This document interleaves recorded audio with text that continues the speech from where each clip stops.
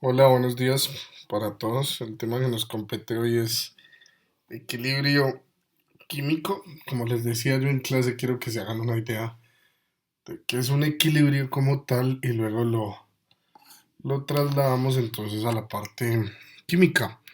Creo que ejemplos de equilibrio tuvimos algunos en clase y ya entonces es como necesario que lo podamos trasladar a la parte química. Sin embargo, para recordar algunos de los ejemplos de equilibrio que colocamos en clase, fue o pudo ser el de gaticos arriba, gaticos abajo. Entonces alguien ejerce una fuerza acá.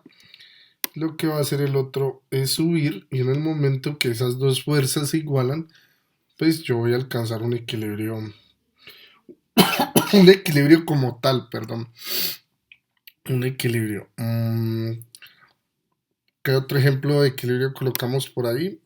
Como el equilibrio de cuando una persona va jugando en un andén, entonces una persona puede caerse a la carretera o puede meterse un poquitico hacia el borde del andén y eso se consideraría una especie de equilibrio. Creo que con esos dos quedamos listos para entender la palabra equilibrio. Ahora la vamos a relacionar con la parte química. Entonces, la definición de equilibrio desde la parte química. Entonces, el equilibrio se establece cuando existen dos reacciones opuestas. ¿Qué quiere decir que esas reacciones sean opuestas? Que químicamente se van a conocer como reacciones de tipo reversibles. Entonces, vamos a nuestros ejemplos. Llamemos a este el ejemplo la reacción número uno y llamemos a este el ejemplo la reacción número 2. Mire que nosotros hasta ahora, todas las reacciones que nosotros habíamos analizado iban en un solo sentido, iban de reactivos a productos. Y esas reacciones que nosotros analizábamos que iban de reactivos a productos se conocían para nosotros como una reacción de tipo irreversible. ¿Qué querría decir yo con una reacción de tipo irreversible? ¿O a qué hacía yo alusión cuando yo les hablaba de una reacción de tipo irreversible, perdón, de tipo irreversible? Que esa reacción solo tenía una posibilidad. ¿Cuál era esa posibilidad? Ir de reactivos a productos. En todos los ejercicios que nosotros hacíamos, vuelvo y les repito, solo teníamos tan solo una posibilidad, ir de reactivos a productos. Ahora, si nosotros analizamos el ejemplo número 2, vamos a tener dos posibilidades. ¿Cuáles son de esas dos posibilidades? Ir de reactivos a productos, pero ir de reactivos a productos, pero también nos podemos devolver de productos a reactivos. Y a ese tipo de reacciones en las que yo puedo ir de reactivos a productos y devolverme de productos a reactivos, yo las voy a conocer como reacciones reversibles, es decir, se pueden devolver. ¿Listo? Cuando yo hablo de una definición de equilibrio químico, tendré que hablar o hacer referencia al ejemplo número 2, a reacciones opuestas o químicamente reversibles, repito, que van de reactivos a productos, pero que también podrían ir de productos a reactivos. Como lo que nos compete acá es definir qué es equilibrio químico, entonces hay que tener en cuenta dos cositas. Se dan en el tipo de reacciones reversibles, ¿listo? ¿Y cuándo se da el equilibrio? Cuando se tiene la misma velocidad. ¿La misma velocidad de qué? De que los reactivos se conviertan a productos y que los productos se conviertan a reactivos. Cuando se da eso, es que químicamente se da lo que nosotros conocemos como equilibrio químico. Entonces, ahí está metido en las diapositivas. El equilibrio químico se establece cuando existen dos reacciones opuestas, es decir, reversibles. Una, ¿por qué dice dos? Una que va de reactivos a productos y la otra que va de productos a reactivos que tienen lugar simultáneamente, es decir, las dos se dan al mismo tiempo a la misma velocidad. ¿Listo? En nuestras palabras, y perdón por repetirlo tantas veces, ¿cómo se define el equilibrio químico? Cuando la velocidad con que se convierten los reactivos a productos es la misma en que los productos se convierten a los reactivos. ¿Listo? Perdón. Si yo desglosara o si yo volviera más sencilla esa ecuación general de una reacción reversible, yo tendría o la podría ver de dos maneras. Una, bueno, volvamos a lo esencial. Estos son los reactivos y estos son los productos. Entonces, una reacción en que la flechita que me indica reacción no, es decir, que cambiaron esos reactivos o no que cambiaron, sino más bien que se reformaron, apunta de los reactivos a los productos, es decir, apunta hacia la derecha. ¿Listo? Entonces se va a llamar B sub D o velocidad directa o velocidad de formación de los productos. En la otra, miren que yo tengo aquí reactivos y acá tengo productos, pero la flechita va a apuntar hacia la izquierda, miren, hacia la izquierda. Esas dos flechitas yo las podría resumir así, una que apunta hacia la derecha y otra que apunta hacia la izquierda.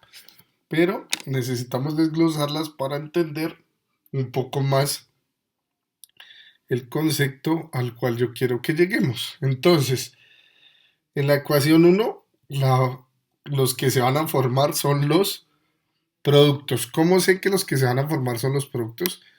Porque miren que la flechita apunta hacia allá. Los que se van a formar son los productos.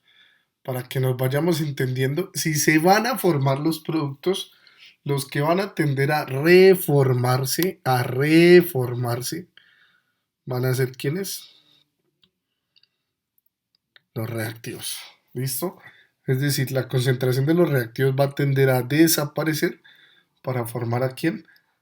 A los productos. Eso pasaría en la ecuación 1. ¿Qué pasaría en la ecuación 2? ¿Qué pasaría en la ecuación 2? En la ecuación 2, C y D siguen siendo los productos. Y los productos van a tender a descomponerse o reformarse para formar a los reactivos. ¿Sí ven la diferencia? Repito porque eso es muy importante que lo entiendan. Diferencia entre la ecuación 1 y la ecuación 2. En la primera, los que se van a formar son los productos. En la ecuación 2, los que se van a formar son los reactivos. Por eso la flecha apunta hacia la izquierda en la ecuación 2 y en la ecuación 1 apunta hacia la derecha. En la ecuación 1, si lo que yo quiero formar son los productos, pues los que tendrán que reformarse en sus enlaces y en todas las características que hemos visto, tendrán que ser los reactivos. Diferente a lo que pasa en la ecuación 2, que si yo quiero formar reactivos, los que tendrán que reformarse tendrán que ser los productos. Ahora, yo les había dicho a ustedes que químicamente, cuando algo desaparece, hay que colocarle un menos. ¿Listo? Cuando algo desaparece, cuando me refiero a velocidad de reacción o a concentración, ¿no? Entonces aquí los reactivos se están reformando para que aparezcan quienes los productos. Cada vez que vaya a aparecer algo tiene que ir con el signo más. Acá los productos, perdón, los productos son los que se están reformando. Entonces tienen que ir con el signo menos o la concentración tiende a desaparecer para formar a quienes, a los reactivos. Entonces tendrá que ir con el signo más. ¿Listo? Miren que yo quiero que se metan en la cabeza, por favor, que yo no podría formar a C y a D sin que existiese A y B. ¿Listo? Entonces la velocidad de reacción tiene que ir relacionada con lo que va a desaparecer. Porque si yo no tengo a quien desaparecer, que espero que me entiendan esa palabra bien, que desaparecer va en el sentido de reformar, ¿listo? En el sentido de reformar los tipos de enlace para formar unos nuevos compuestos, entonces yo no podría formar a C y D. Entonces, por eso la velocidad de reacción va en ese sentido. Como lo que se va a reformar es A y B, entonces yo armo mi reacción en base a la concentración de A y a la concentración de B, armo mi velocidad de reacción y la elevo a A minúscula y a B minúscula, que acuérdense que se conocen como los coeficientes estequiométricos y tienen que salir del balanceo de la reacción. Perdón. Ahora, analice acá. Analice en la ecuación 2. ¿Quiénes son los que van a desaparecer? Que vuelvo y digo, espero que me entiendan. ¿O quiénes son los que van a reformarse? Son C y D. Si se van a reformar, tienen que llevar un signo negativo. ¿Listo? Y en base a los que se van a reformar, son los que yo armo mi velocidad de reacción. En la ecuación 2 yo no puedo devolverme a formar a y B sin tener a C y D. ¿Listo? Espero que me hayan entendido eso. Una vez yo tenga las dos velocidades de reacción ya armadas que dependen de K, que K de es K directo o K hacia la derecha y K es K izquierdo o K inverso, son constantes. Después veremos cómo hallar ese tipo de constantes. Entonces aquí yo podría decir por la definición de equilibrio que la velocidad de desaparición o la velocidad hacia la derecha o la velocidad directa tiene que ser igual a la velocidad inversa. Y miren que este menos yo podría cancelarlo con este menos. O sea, los menos se me van, desaparecen de ahí. Y yo quedaría con estas dos ecuaciones. ¿De dónde las saqué? Ya expliqué con anterioridad. Y yo empiezo a hacer un proceso de despeje con esas ecuaciones. Entonces, esto lo hago para los que todavía tenemos problemas despejando o para los que entendemos de manera suave. Los que entienden de manera rápida, pues pueden ir pasando las diapositivas o pueden ir adelantando el video y de una se van para el otro lado. Caso I está multiplicando, entonces va a pasar al otro lado a dividir. Y me queda esto. Y aquí me queda C y D solito. B sub B está multiplicando. Lo voy a pasar al otro lado a dividir y me queda esta parte de acá. Ahora A sub A está multiplicando. Lo voy a pasar al otro lado a dividir. Y así de un lado me quedaron las concentraciones y el otro lado me quedó la K directa o la K de la derecha, que es una constante. Ya veremos en un ejemplo sobre la K inversa. Por definición química, esa K derecha, el cociente entre K derecha y K inversa se conoce como K sub C. ¿Por qué K sub C? K de las concentraciones. ¿Listo? Si yo utilizo a la ecuación 5 de la ecuación 6, que visto de otra manera es reemplazar K sub D sobre K sub I por K sub C, me va a quedar esto.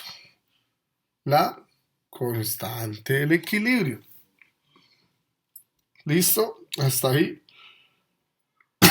Espero que sí.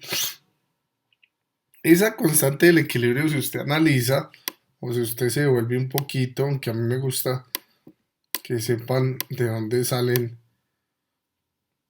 las cosas. Simplemente, si usted me está entendiendo un poco, va a ser la relación existente entre los dos componentes principales de una reacción química. Los productos, mírelos aquí, elevados a su respectivo coeficiente estequiométrico dividido entre lo mismo, pero aplicado a los reactivos, dividido entre los reactivos elevado a su coeficiente estequiométrico. Es decir, la K sub C es el producto o la multiplicación de los productos dividido entre la multiplicación de los reactivos, eso sí, elevados a sus coeficientes estequiométricos. Recuerde que no todas las reacciones tienen dos reactivos y dos productos, ¿no? Entonces ahí usted tendrá que hacer su respectivo análisis. Cuidado con eso.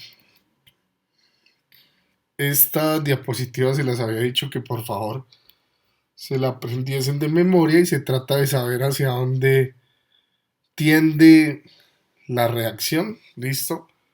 Entonces por favor se las aprenden, yo con mucho gusto se las explicaré. Y vamos a hacer un ejemplo. Aquí me faltó hacia acá. Listo. Si consideramos el equilibrio estudiado bajo la reacción de dióxido de azufre más oxígeno produce trióxido de azufre, las condiciones encontradas en el equilibrio son, mire que este problema les da las condiciones en el equilibrio. Mire que ese problema le da las condiciones en el equilibrio. ¿Las condiciones de qué? De concentración. Si el problema no le da las concentraciones encontradas en el equilibrio, yo ya haré un video para que usted halle las concentraciones en el equilibrio. ¿Qué quiere decir las concentraciones en el equilibrio? Cuando la velocidad de desaparición de los reactivos es igual a la velocidad de aparición de los productos. ¿Listo? Esas son las concentraciones en ese momento, cuando ya se dio el equilibrio. Si a usted el problema no le da esas concentraciones en el equilibrio, usted tendrá que buscar la forma de hallarlas. Entonces le dice SO2, O2 y SO3. Mire que químicamente los pasos a veces se repiten y el primer paso será balancear la ecuación. Creo que en eso no hay problema, entonces usted ya busca la forma de balancear su ecuación.